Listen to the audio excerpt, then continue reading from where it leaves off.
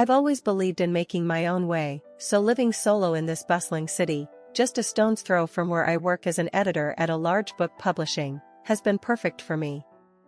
My folks, bless them, are just a phone call away, but here in the city, it's all on me. This one Saturday, needing a break from the usual, I decided to swap out manuscripts for some fresh air and headed to the nearby park. It's my go-to spot for some quiet, usually. I was lost in thought, maybe more than I should have been, because I didn't see the bike path up ahead. "Watch out." That was the first thing he said to me. I jumped back just in time as this guy on a bicycle screeched to a halt right where I would have been a second later. "Jesus, lady, you trying to get yourself killed?" he snapped, catching his breath. He was clearly annoyed but also seemed relieved that he hadn't hit me. "I'm so sorry, I wasn't looking. Are you okay?" I stammered, feeling like a complete fool. "Yeah, I'm fine. No thanks to you, though. You gotta watch where you're going." His tone was harsh, but his concern seemed genuine. I know. I just zoned out. "Thanks for stopping in time," I replied, feeling my cheeks heat up. He ran a hand through his hair, looking a bit calmer. "Alright, no harm done, I guess. But maybe keep off the bike lane, huh?" "Deal," I said, managing a small smile.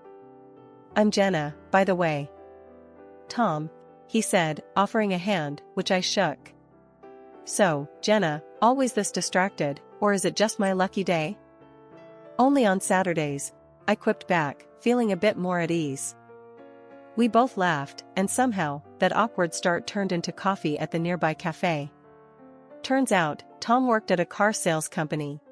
He was straightforward, kind of blunt, but funny. We talked about everything, from books, which he admitted he didn't read much of, to cars, which I knew nothing about. It was easy, simple conversation, the kind where you suddenly realize hours have passed. "Didn't think I'd end up spending my afternoon with the woman who almost wrecked my bike," Tom said as we stood up to leave. "And I didn't think I'd be thanking the same guy who called me a killer on our first chat," I shot back, laughing. "Well, guess we're both full of surprises. Can I see you again, Jenna? Maybe on a day when you're not in the path of moving vehicles?" I nodded, smiling. "I think I can arrange that." Over the next few weeks, Tom and I started seeing each other more often. At first, it was just casual coffee dates and walks through different parts of the city. He had a rough way of talking, but it grew on me, felt real and down to earth. Before I knew it, these friendly meetups turned into late-night talks, dinners at places that became our spots, and slow, revealing conversations about our lives. There was something about Tom that felt familiar and exciting at the same time. I was drawn to his blunt charm, and from those ordinary meetings, an affair began. The more things progressed with Tom, the more inevitable it became that I'd meet his folks. They lived in the suburbs, a nice big house with a yard and all. Tom had warned me his mom was a bit traditional, but I wasn't prepared for just how much. We pulled up to their house, and right from the start, it was clear his parents had been eagerly waiting for us. His mom, a robust lady with a warm smile, welcomed us at the door, enveloping Tom in a big hug and giving me a once-over that felt a bit too long. "Jenna, dear, it's so nice to finally meet you. Tom has told us so much about you," she said, pulling me into a hug that felt more like she was trying to figure out my dress size than welcome me. "Thanks, Mrs. Harper, it's great to meet you too," I replied, trying to match her warmth. We sat down in the living room, and Mrs. Harper wasted no time diving into the conversation. "So, Jenna, Tom tells us you work at a publishing house. That must be exciting, handling books all day." "It is, Mrs. Harper. I love my job. It's fulfilling to be part of the creative process," I said, glancing at Tom, hoping he'd help steer the conversation. "That's nice, dear. But you know, once you two settle down, you'll need to think about what's really important. Family should come first, and a woman's touch in the home is irreplaceable," she said, not missing a beat. Tom's dad, who had been quietly observing the exchange, chimed in with a nod. "Absolutely. A stable home is the foundation of a good life. Right, son?" Tom shifted uncomfortably but managed a nod. Yeah, Mom, Jenna's really great at managing her time though. She's pretty organized and sharp. Well, of course, but managing a home is different, you know. It's a full-time commitment, his mom countered, fixing her gaze on me like she was trying to solve a puzzle. I cleared my throat, feeling the need to defend my position. I believe it's possible to balance both, Mrs. Harper.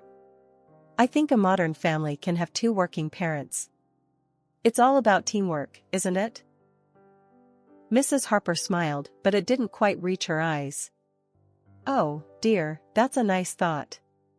But in reality, children need their mother.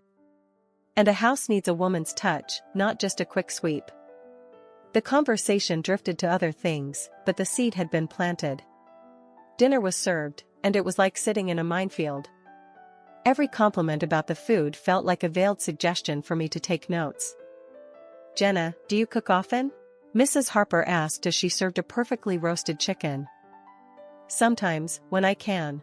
Work keeps me pretty busy, I replied, trying to keep it light. Ah, well, you'll find great satisfaction in keeping your family fed and your house in order. There's a rhythm to it that's quite fulfilling, she explained, passing the mashed potatoes like she was handing down wisdom. Tom kicked me under the table lightly, a silent signal to not get riled up. I just smiled, sipping my wine a bit more than usual, thinking about how this dinner was more an interview than a meal. Tom and I decided to tie the knot after a year of dating. Despite the reservations I had from meeting his parents, love, as they say, makes you hopeful. We planned a modest wedding, just close family and friends, nothing fancy, just how we both wanted it, or so I thought. The wedding day was a blur of smiles, flowers, and a small crowd of well-wishers at a local community hall we'd booked. It was quaint, draped in simple decorations, and there was an air of excitement, or maybe that was just my nerves. The ceremony was short and sweet. We exchanged vows, rings, and a kiss that sealed the deal. Everyone clapped, and it felt right, at that moment at least.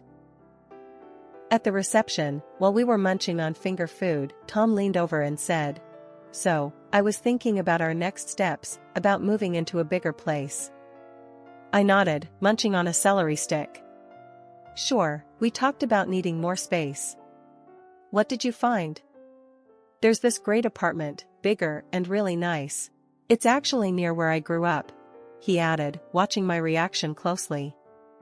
Near your parents? I asked, trying not to sound too concerned. Yeah, it's convenient, and Mom and Dad would be thrilled to have us close by. Plus, Dad mentioned he could help us out with the rent for a bit. I paused, thinking about the constant visits from his mom I'd have to endure. That's generous. But, Tom, you know how I value our independence. I don't want to feel like we're not on our own. Tom squeezed my hand. I get it, Jenna, but think about it. It's a good financial move, and it'll be nice to have family nearby, you know, for when we decide to start our own. I wasn't convinced, but decided to give it a shot. Okay, we can try it. But if it feels too crowded, we need to reconsider, all right? Deal. Tom smiled, and we went back to entertaining our guests. Moving in was a hassle. The apartment was indeed spacious and had a lovely view of a nearby park, but it was also a 40-minute drive from my work, which added to my daily commute. Tom's parents, true to form, were over often. His mom came by with housewarming gifts, which were really just ways to imprint her taste on our decor. Jenna, dear, I brought you some nice curtains, much better than those drab ones you picked out, she said one afternoon, holding up a garish set of floral curtains. Thanks, Mrs. Harper, but I actually like the ones we have. I tried to keep my tone light. Oh, but these will brighten up the living room so much more, she insisted, already walking over to change them. The tension was palpable each time she visited, and I felt like I was walking on eggshells in my own home. Tom did his best to mediate, but it was clear that his idea of close to family and mine were worlds apart. Over time, the topic of how we should live our lives began cropping up more frequently. Tom increasingly expressed his preference for traditional family roles. Jen, think about it. You managing the home, me bringing in the cash, it just makes sense. He'd argue, his voice firm as if that settled the matter. But look at this, I'd respond, pulling up our budget on my laptop. 2 incomes, especially now with everything that's going on, pandemics, economic dips, it just makes more sense. We're more secure this way. Tom would shake his head, clearly frustrated. That's not how a family should work. It's not just about money, Jenna. But it is about stability, Tom. And us both working doesn't mean we can't have a great home life. I tried to reason, but it felt like talking to a wall. Meanwhile, Mrs. Harper practically turned our apartment into her second home. She was over all the time, and every visit felt like an inspection. Jenna, you're not thinking of staying in that job forever, are you? She'd start as soon as she walked in. I'd barely have my coat off, and there she was, questioning my life choices. I actually enjoy my work, Mrs. Harper. It's important to me. I'd say, trying to keep my voice steady and polite. She'd tisk and start prowling around the apartment, her fingers sliding over surfaces, looking for dust. Well, if you were home more, maybe this place would be cleaner, she'd say, holding up her dusty finger like it was evidence in a trial. It's clean enough. We live here, it's not a museum, I'd shoot back, feeling my patience thinning. But she'd already be on to her next inspection point, flinging open the refrigerator to critique my grocery choices. This isn't enough food for a healthy meal. And look at these leftovers, don't you cook fresh? She'd complain, her nose wrinkling in disapproval. I tried talking to Tom about it. Your mom is overstepping, and it's stressing me out. I can't keep up with her expectations. Tom, ever the peacemaker, would sigh. She's just trying to help, Jenna. Maybe if you were home more, things wouldn't be so tense. One evening, after a particularly hard day at work, I came home to find Tom in a foul mood. This place is a mess, Jenna. And dinner's just, it's not up to par, he said, poking disdainfully at the pasta I had whipped up. I'm doing my best, Tom. I'm working full-time and trying to keep up with the house. But it's never good enough for you, or your mom, I snapped, frustration boiling over. Well, maybe if you weren't trying to do both, you'd actually do one right, he shot back, his words sharp and cutting. I was taken aback. Are you saying I need to choose between my job and our home? If you can't handle both, then yes. Maybe you should just be a housewife. Honestly, if things don't change, I don't see how this can work out, he threatened, his tone cold and serious. I felt a chill run down my spine. The man I loved was giving me an ultimatum that felt like a noose tightening around my neck. Be a housewife or bust. It was clear that the life I had built, my career, my independence, was slipping through my fingers the more I tried to cling to it. The tension in our home was thick enough to cut with a knife. Tom and I were at a breaking point over my career and our lifestyle. I loved him, deeply, so I made a choice that I thought could smooth things over. I went to my boss and laid it out. I was quitting to be a full-time housewife. My boss was shocked, disappointed even. He knew how much my career meant to me. But then he offered a lifeline, remote work. I could still edit, only from home. It wasn't ideal, but it felt like a compromise I could live with without completely losing myself. I didn't tell Tom about the remote work arrangement. Instead, I told him I had quit my job to focus on our home. His face lit up in a way that both warmed and broke my heart. That's great, Jen. It'll be better for us, you'll see, he said, pulling me into a hug that felt like he was clinging to a newfound peace of mind. I threw myself into the role of housewife, handling the chores, cooking meals, and making sure everything was just right for when he came home from work. But as soon as he left for work each morning, my laptop opened, and I was back at my editor's desk, remotely. The balance was precarious, juggling my secret work life with the domestic life Tom believed I had embraced. I funneled the money I earned into a separate account. It seemed smarter to have a financial cushion that Tom didn't know about, just in case. Living on just Tom's salary was his idea, and it strained our finances more than he realized. Just 3 months in, the cracks began to show. We're running low on everything, Tom. We need to rethink our budget. I approached the topic one evening, hoping for a rational conversation. What are you talking about? You're just not managing our money right. You need to cut back on spending. He snapped back, frustration lacing his words. His words stung. I hadn't bought anything for myself in ages, always hunting for deals and scrimping wherever I could. I'd been as frugal as possible. It's not enough, I insisted, my voice tight with hurt. The next day, as if on cue, Mrs. Harper showed up at our door. Tom told me you're having trouble with the budget. Let me show you how to shop properly, she declared, her tone brooking no argument. The following days were a crash course in extreme penny pinching. She dragged me to the store, pointing out the cheapest items, many of which were of questionable quality. These are what you should be buying, Jenna. None of that fancy stuff, she instructed, her voice harsh as if I was a wayward child. She even showed me how to dilute dish soap to make it last longer, her eyes sharp. You'll learn to make do with less. It's good for you, she said, nodding to herself more than to me. Every receipt was scrutinized, every expenditure questioned. Why did you buy this? You don't need to be traveling around when there's work to be done here, she scolded when she saw a bus ticket stub. It was more than just saving money, it felt demeaning, like I was under constant surveillance. Living this way, under the strict rules dictated by Tom and enforced by his mother, was stifling. One afternoon, I locked myself in the bedroom and called my mom. Mom, I don't know what to do anymore. I started, my voice cracking a bit as I explained how Mrs. Harper had been teaching me to stretch every dollar to the extreme, making me feel like I was living in the Great Depression. That's not normal, Jenna, my mom said firmly. You're supposed to be partners. It sounds like she's trying to control everything. And Tom should not be letting this happen. I sighed, feeling a small wave of relief just hearing her say it.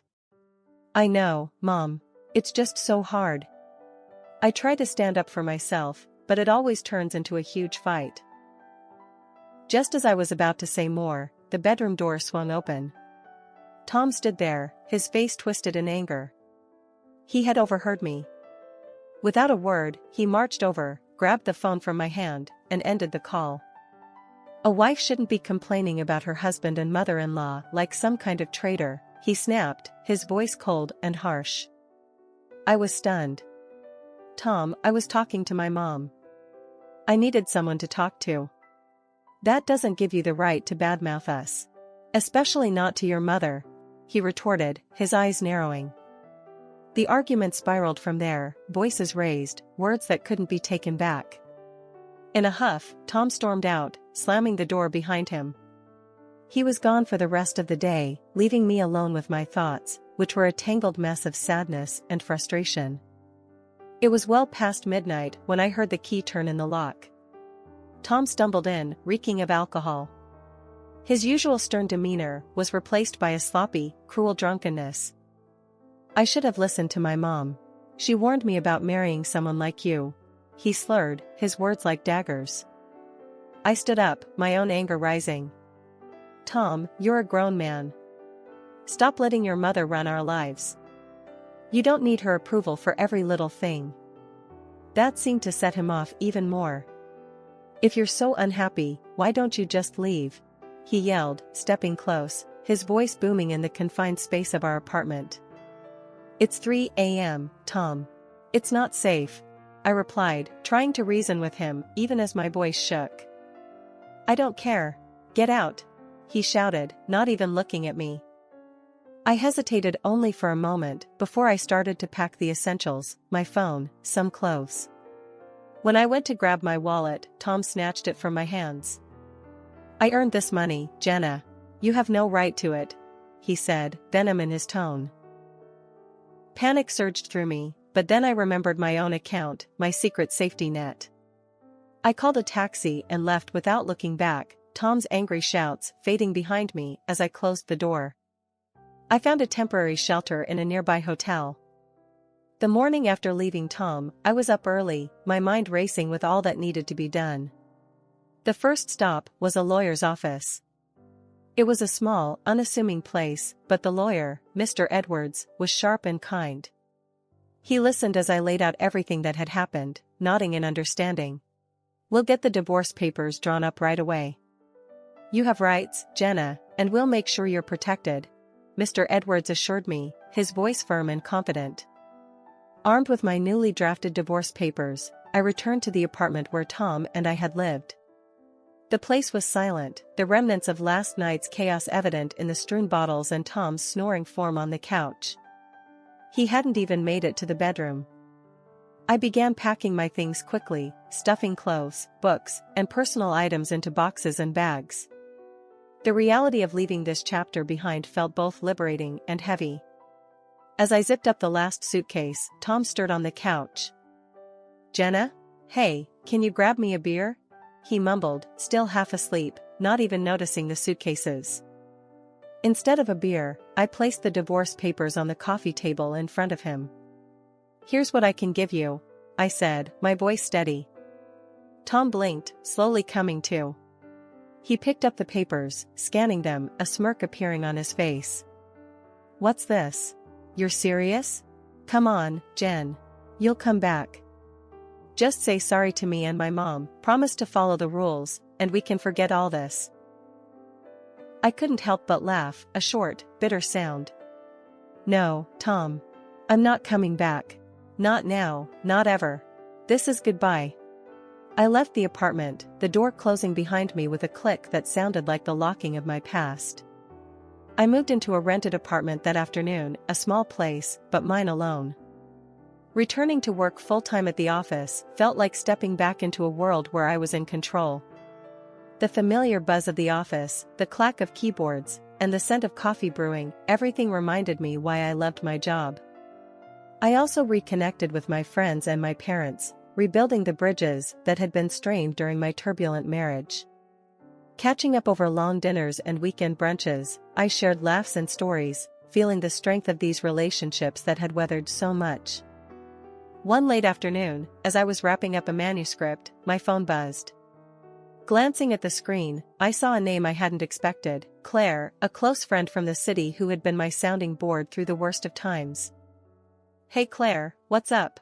I answered, smiling as I heard her enthusiastic voice. "Jenna, I'm so glad I caught you.